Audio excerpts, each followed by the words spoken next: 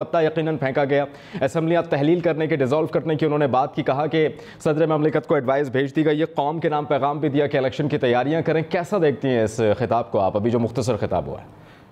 دیکھیں، یہ آپشن وزیر اعظم کے پاس پہلے موجود تھا جب موشن فائل نہیں ہوا تھا تحریک عدم اعتماد کا۔ جب یہ فائل ہو گیا تو لیگلی ان کے ہاتھ باندھ دیے گئے تھے، پھر وہ ایٹ دیٹ پوائنٹ اسمبلیاں تحلیل کر نہیں سکتے تھے، ڈیزالو کر نہیں سکتے تھے۔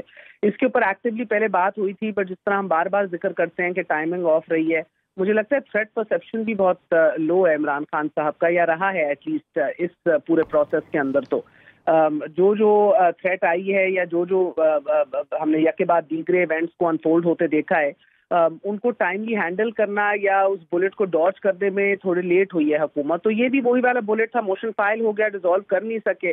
اب جس سرپرائز کا ذکر کیا جا رہا تھا، رات گئے میری ایکچولی صبح بالکل عین سحری کے وقت دو وفاقی وزراء سے بات ہوئی، ہائی اسپرٹس میں تھے، اور تب بھی پلانز کی بات ہو رہی تھی۔ حکومت کے پاس بھی دو پلانز تھے۔ پہلے تو یہ کہا جا رہا تھا کہ اس کو وہ ہونے نہیں دیں گے، پاس نہیں ہونے دیں گے، ہرا دیں گے، ہم نے ان کے بندے ان کی سائڈ سے، ہمارے پاس بھی 10 سے 12 بندے ہیں، مگر وہ 10 سے 12 بندے ملا کے بھی ان کی اکثریت نہیں ہو رہی تھی۔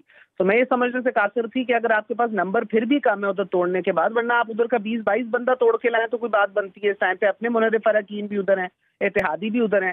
تو ایک تو یہ پلان ذرا سے ڈیفلیٹیبل لگ رہا تھا، سمجھ نہیں آ رہی تھی کہ جا رہے۔ دوسرا پلان انہوں نے رکھا تھا کہ بھئی ہم یہ بھی سوچا ہے کہ اجتماعی استعفے دے دیں گے، گو کہ اجتماعی استعفوں کے حوالے سے بھی ہمارے پاس سپریم کورٹ کی رولنگ ہے، ایم این ایز جو ہیں ٹرائیڈ اور لیٹیگیٹڈ ہے یہ ایشو۔ سپریم کورٹ کہہ چکی ہوئی ہے کہ بائی الیکشنز ہولڈ ہو جائیں گے اس کیس کے اندر اگر ریزگنیشنز آ گئی، اونلی اگر میجورٹی ریزائن کرتی ہے تب حکومت جو ہے وہ اپنی لیجیٹمیسی لوز کرتی ہے۔ بہرحال اس ایشو میں بھی نواز شریف کو تو فریش الیکشنز ویسے ہی چاہیے۔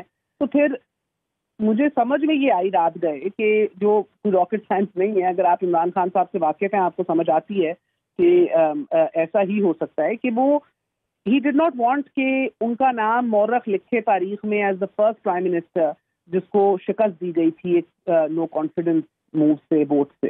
ہی did not want to be defeated in the national assembly. تو یہ ایک پاور پالیٹکس ہے، آپ شکست اس طرح کی نہیں چاہتے، آپ اس کو فائٹ کرنا چاہتے ہو، بار بار وہ کہتے بھی آئے ہیں کہ میں اس کو فائٹ کروں گا۔ تو میجورٹی تو وہ لوز کر گئے تھے ایوان کے اندر، بھارا وہ تو کسی عمدے کو بھی نظر آ رہا تھا، بیسک کاؤنٹنگ سے آپ کو دکھائی دے رہا تھا۔ مگر تحریک عدم اعتماد کو اس طرح مسترد کرنا، I don't think any of us saw this coming۔ آئینی کلوز ہوگا جس کو یہ کیا ہے، قانونی طور پہ بھی میں اس پہ کامنٹ تو نہیں کر سکتی، کوئی ماہر قانونی بتائے گا کہ کتنی تگڑی لیگل بیکنگ ہے اس کی۔ It could possibly be challenge but at this point that's irrelevant because باہر آ کے انہوں نے پھر وہی کیا کیونکہ ان کا رائٹ ریوائو ہو گیا ہے اسمبلیاں ڈیزالو کرنے کا۔ انہوں نے صدر کو لکھا ہے اب اسمبلی ڈیزالو ہو کے فریش الیکشنز کی طرف جائیں گے یہ لوگ رمضان کے بعد۔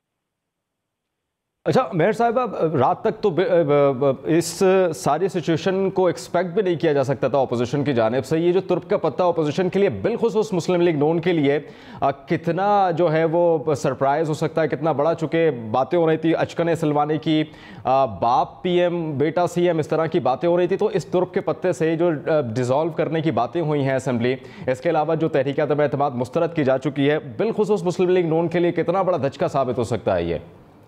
مسلم لیگ نون نہیں، اسپیسیفکلی شہباز شریف صاحب کے لیے بہت بڑا دھچکا ہے۔ کافی تیاریاں ہو چکی ہوئی تھیں اور یہ ان کا ایک بہت عرصے بعد ان کو یہ موقع ایک مل رہا تھا۔ ان کا پہلے بھی نام لے لیا گیا تھا جب نواز شریف صاحب۔ ٹھیک ہے مہر صاحبہ، آپ ہمارے ساتھ ہی رہیے گا، اس متعلق